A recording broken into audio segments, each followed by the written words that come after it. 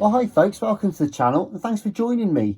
So I thought today we'd take a look at something a bit old school. This one's all the way from 1983 and it's Grandstand's Firefox F-7. Actually, not a bad little kit really. We've got the original box. It's seen better days admittedly, but it's great to have nonetheless. It also comes with the sound effects notice because of course on this one there is actually a left and a right sound, which we'll have a look at a moment. And I think people used to worry that the units were faulty because different sounds weren't coming out of different speakers and so on and so forth. So they put this in to clarify that. So that's that one. Also, we've got the instruction book here.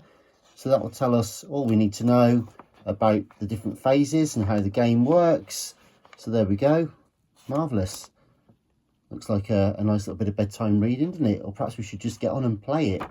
But actually, before we do get on and play it, we've got some issues with it. So 3 or 4 things I think come to mind. Firstly, cosmetically, she's seen better days. You know, she's what, 40 years old this year, in fact. So the screen is a little bit scuffed, that you may be able to see. You've also got scuffing and general sort of grime on the case. But actually, the paintwork, I have to say, is in pretty good condition. So we'll give this a wipe. We'll also cut back some of the self-coloured plastic. You can probably see a lot of the scuffing, which is obviously to be expected for a tabletop game. So we'll need to tidy that up. Also, as many of these are, it's missing its battery cover. So we'll need to source a battery cover for that. Otherwise, you end up having to tape up the batteries into the compartment, which we used to do back in the day. But yep, so we've got batteries. Apparently though, it doesn't even work, so we're gonna have to sort out why that doesn't work. And you can also use the 6-volt DC power inlet negative pin, and that doesn't work either apparently. So as I say, I've bought this as it's effectively not working. It's scuffed and scratched, it doesn't power on. And if we can get it to power on, I don't know if the screen works, if the sound works, if the joystick works, or any of that sort of stuff. So there's a few things for us to look at on this. So I think the first thing we'll do is actually just confirm what we think we know, and we'll put some batteries in, see if it powers up. So I'll put some known good batteries in, just to start with. Make sure they're in nice and snug.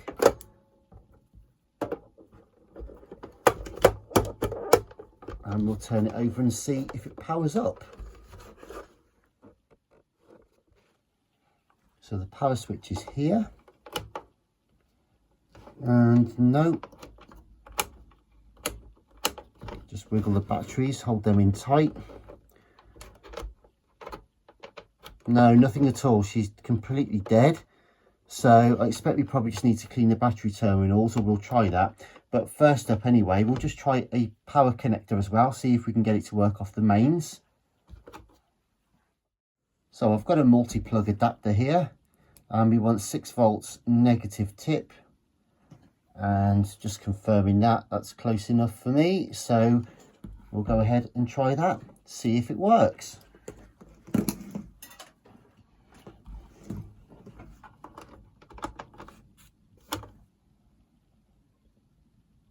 Nope. No, completely gone. Nope, nothing at all. No signs of life here. So I think what we'll do first is just clean everything up, see if we can actually get it running, because it might just be dirty contact still. So we'll have a go at that first. So we'll just wiggle this a few times. Tiny little bit of contact cleaner in there as well.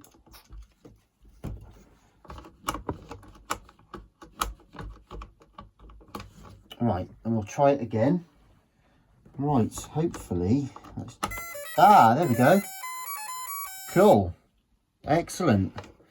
Right, so don't know if you'll be able to see that, but basically we're up and running. That's awesome.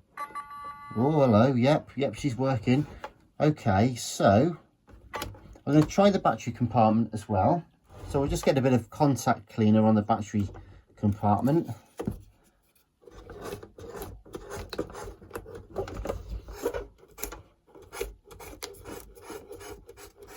Not too much, just a bit of very fine sandpaper.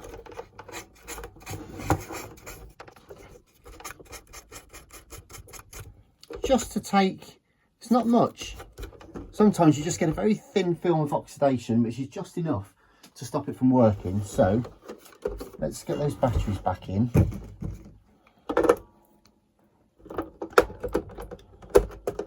I mean, I'm pleased that we've got it working off the mains power at least. So that means that any problems this side of it will only literally be a simple battery compartment issue. So that'll be okay. But we can hold them back in place again. There we go. Brilliant. So we've actually got it working from batteries and, yeah, good stuff. Batteries and mains power now. So what I'm just going to do is check if everything else works. So let's just press the select button. Yep, the level select works. Oops, sorry, the battery. See what I mean about the batteries? Right, okay. Start. By the way, the shutter speed is a bit, probably a bit different. So you will notice on there, you'll see, let me turn the sound off. You'll notice that it's flickering. In real life, it's not. It's just the shutter speed on the camera, I think. Right, so what's working here and what's not then? Okay, fireworks. Not very well, but it does. No, it doesn't turn right though. There's no right. Up for high works, down for low works. The ship moves left, but it doesn't move right. Ah, that's a shame. That is a shame. Okay. Oh, no. No, I can't get that to move right, even with gentle twisting rotational pressure. It's a shame. Everything else seems to work. Sound as well. All right, so what have we got then? Batteries are now working, the mains power's working, the sound's working, the screen's working. So after all that, apart from a good polish, we've still got to get it apart because we need to sort out that right hand control for the ship control on the joystick. So let's get it open then. So I've never actually opened one of these before. This will be new to me. I thought it'd be fun to get all these on the channel. Something a little bit different. Been working on a lot of personal stereos and boom boxes and stuff lately, so thought it'd be quite good fun just to get one of these up and running.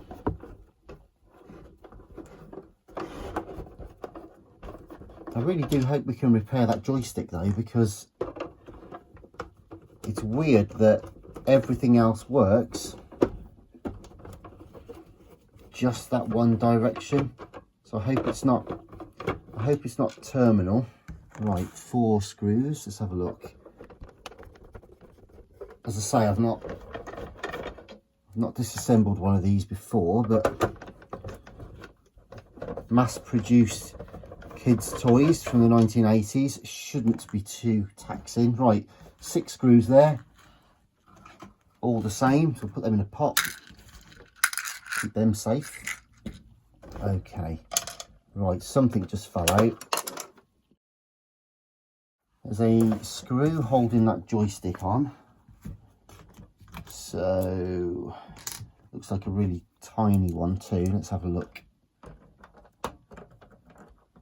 Yeah. Ah, actually, whatever did come out really easily then, whatever did come out really easily when it was upside down, may actually be what was stopping the joystick from working properly.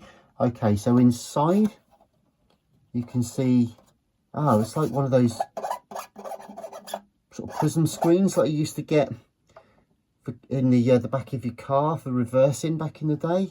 Remember those? So that will, okay. Hopefully we give that a good polish. Yeah. Even better. Okay, even better. There are. Oh, that's interesting. Sorry, I'm off camera a little bit. There's a screw holding it on there, but not that side. So someone's had this apart before, I think, and didn't actually screw didn't actually screw the screen back in properly anyway.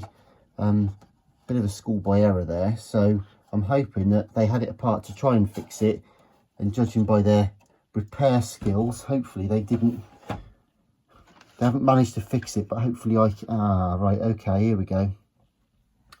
Okay, so that's the bit that fell out. No, actually that's a stud, isn't it? That's just a, right, okay, no, that's okay.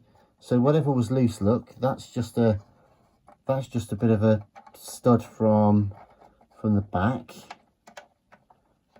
I'm just trying to hold that sort of in situ, and we may be able to, yeah, we'll be able to plastic weld that back in easily enough. That'll be all right. So we'll sort that out. Right, okay, but the main issue of the day then, is going to be getting this. Look at this, nice. I don't think I've got to get all this out yet, you know, to be honest. I think, let's just take this screw out and see. Right. Okay, so first up, no, it is out. Okay, so this is going to be the moment of truth now. This is the actual control board. Watch out for that screw coming loose. And okay, so nothing too disastrous then. So there are your contact pins there. I'll just put that screw safe now. There's the contact for the joystick, and indeed the other buttons as well. And then just down in here, let me zoom in.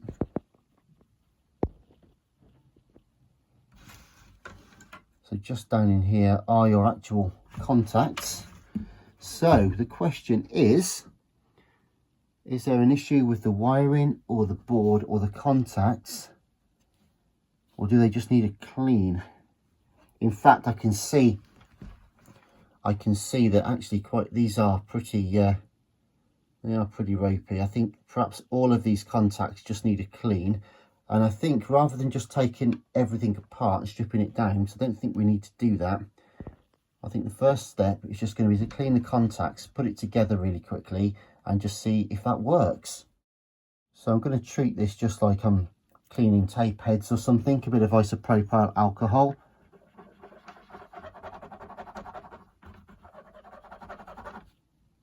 Yeah, they don't look too bad, I've got to say.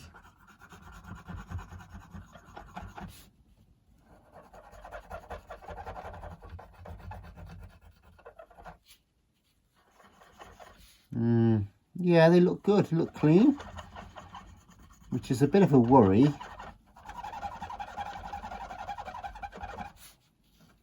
But I'll just carry on cleaning these up a minute. I mean, you can see, well, I think I'm going to get the general grime off first.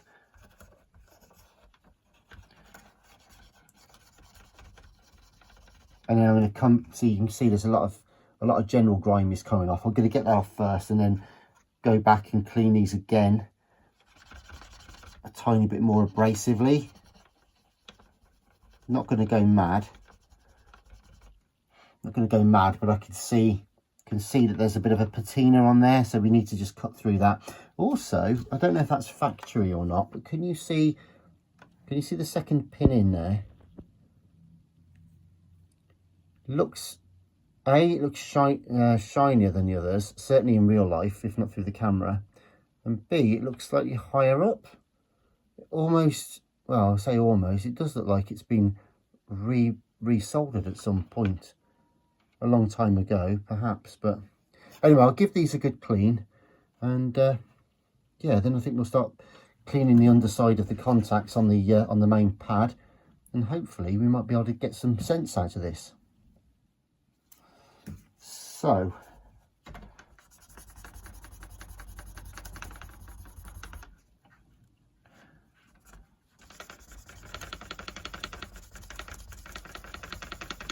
now these pads, well, you can see what's come off even now. These pads weren't the problem, to be honest. It's actually, let me think about it, it should technically, it should be this one. And that's coming up nice and clean. Don't know if there's any merit in me resoldering that ribbon or not. Just going to clean those contacts. I don't think there's any oxidation particularly on there.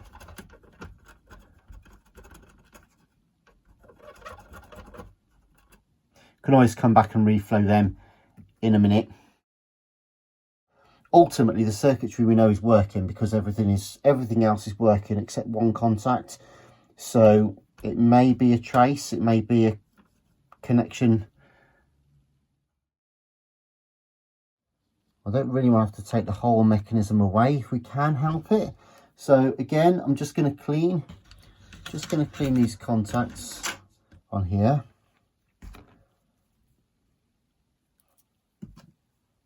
It's probably been a while, to be honest, if ever. So certainly won't do any harm.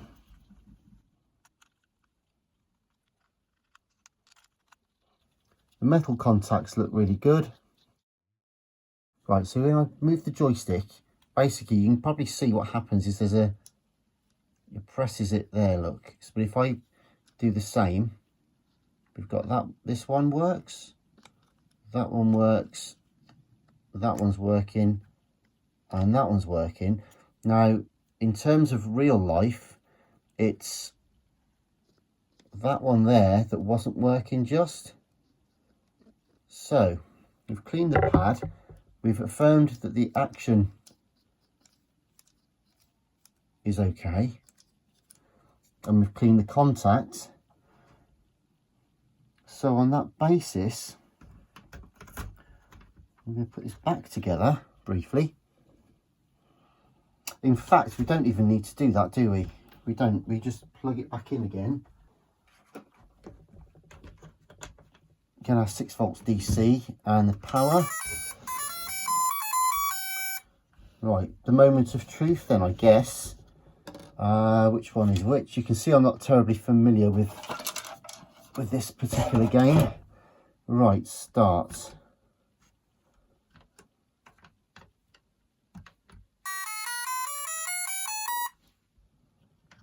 Yes. Oops, a daisy. That's fine. It was yeah, that was my fault then. So if we start again, I got carried away and lifted the contacts off by mistake. Right, so we go. So let me just turn the sound off. Right, and left. Can you see? You can probably see my little ship if I zoom in. Right, so it's moving left like it was, but it now also moves right. There we go. And there's a little H which you probably can't see, which is high, and the L for low works. So the joystick works in all 4 directions. Fantastic. Right, so we've got the batteries working properly. We've got it running off mains, as indeed it is at the moment here. And we've sorted out the contacts and got that working nicely. So I think we'll just give it a bit of a dust up on the inside. Hot glue, or perhaps hot weld that little post back on where that's broken, and then we'll get it back together again. Smashing. Just been having a little look around the electronics. Quite basic really, quite simple. Got a switching transistor there, got a power transistor, various assortments of ceramic and electrolytic caps there, a couple of ICs. Yeah, nice. Be easy to work on, I think, if the unfortunate event of an issue with them. But to be honest, it's quite a simple little board, so yeah, should be okay really. A few resistors dotted about and a diode somewhere I just saw, but yeah. Anyways, right, let's get this back together again, and we'll be in business. So I think we slide that up. Easiest way of getting that in there, and then that goes. Simple as that. Okay, so we put that to one side a moment. because I do now need to do a couple of things. One is fix this little post. There's a small slither missing as well just there, but I'm not going to worry about that too much. Although it's gone under the tripod, so I'm going to move the camera. I could potentially get that in there. There you go. So that bonds onto there. So I think I'm gonna heat glue this, I think. Well, that's that post just hot welded back into there now. So that'll be nice and strong and it'll fit beautifully. So whilst it is off though, I will just go ahead now and I'll just quickly put this screw back in the right place. You can see it's all loose and wrong. And I think I'll polish up all the plastic and get it presentable again. So as I say, I'm not sure what happened with this originally. Somebody's obviously tried to fix it or something. I didn't have a clue what they were doing. There we go.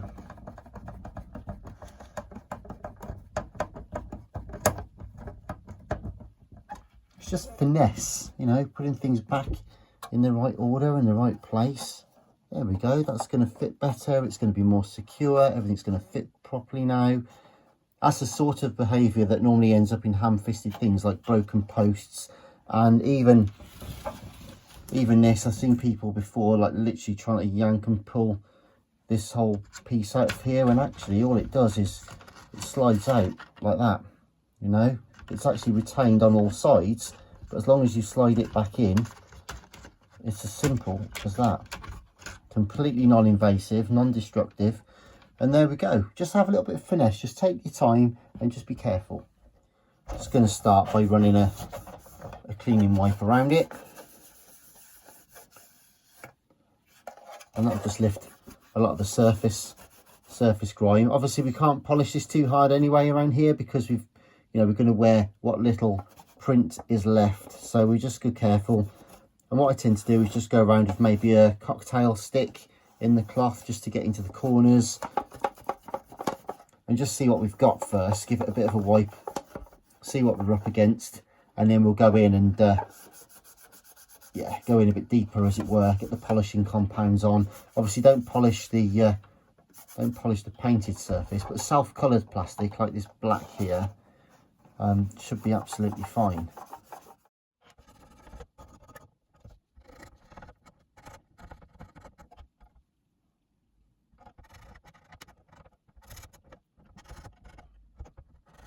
Cleaning all these tiny details is a bit of a thankless task sometimes, or it feels like it is, but it's well worth it in the end. Just having that bit of patience, really.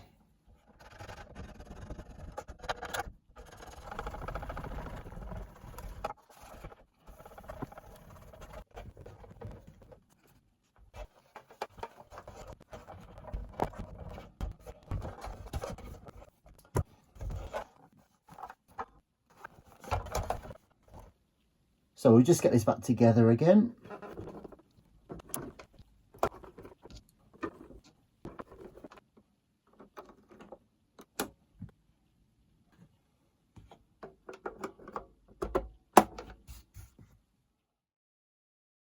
So here it is then, the Firefox F-7 from Grandstand, all the way from 1983.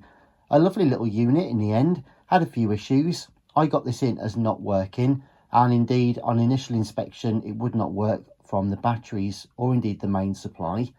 But there was nothing too ominous there, it was literally some dirty contacts. So we've cleaned the battery contacts and indeed the connector for the main supply and got it running from batteries and indeed the mains.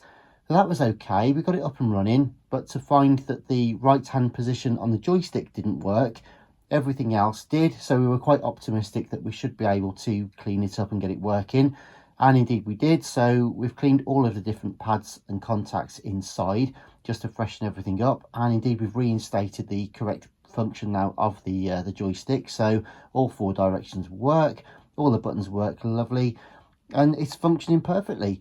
So all that remained then was to give it a decent clean. The screen was a bit scratched, the casing was quite scuffed and scratched too, plus it had a broken post on the inside and a misplaced sort of screw position for the screen mount and stuff like that. So we've sorted out those little odds and sods.